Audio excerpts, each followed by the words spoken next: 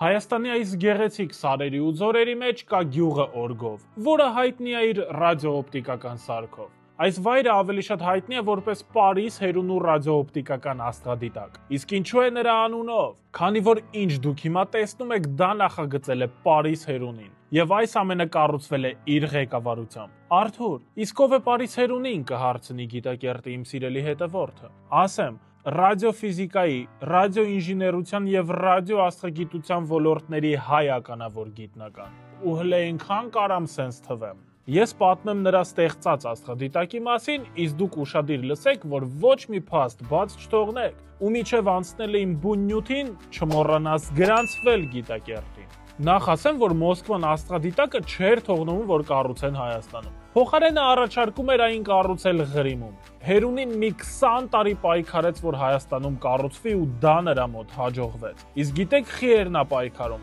որ լինի Հայաստանի հարստությունը, ոչ թե ուրիշներինը։ Աստղադիտակի կառուցման վայրը որոշվեց Օրգով եւ Տեղեր գյուղերի միջև։ Ու ասեմ, որ այն ժամանակ Տեղերի բնակիչները գյուղից գնում էին, քանի որ ոչ նորմալ ճանապարհ կար, ոչ ջուր կար, ոչ էլ հոսանք։ Բայց երբ սկսեցին աստղադիտակի կառուցումը, ընթացքում սարքեցին նաև ճանապարհը, բերեցին ջուր, հոսանք քաշեցին ու մարդիկ մնացին գյուղում։ Համել ասեմ, որ Օրգովի, Տեղերի, Բյուրականի բնակիչները ակտիվ օգնում էին դիտակի կառուցմանը։ Ստացվում է, որ Պարիս հերունին իր այս գործով նպաստեց, որ մարդիկ չհեռանան գյուղից։ Աստղադիտակի կառուցումը սկսվեց 1980 թվականին եւ ավարտվեց 86-ին։ Այն մտավ Սովետի գյուտերի Գոսրիեստր, հերունու հայելային աստղադիտակ անվանմամբ։ 1988 թվականին երկրաշարժը բացարձակ ազդեցություն չունեցավ աստղադիտակի վրա։ Դա խոսում է կառուցման բարձր որակի մասին։ Բայց մենք երկրաշարժից ուժեղ ավերիչ ենք։ Մարդը այսքան պայքարեց, սարքեց,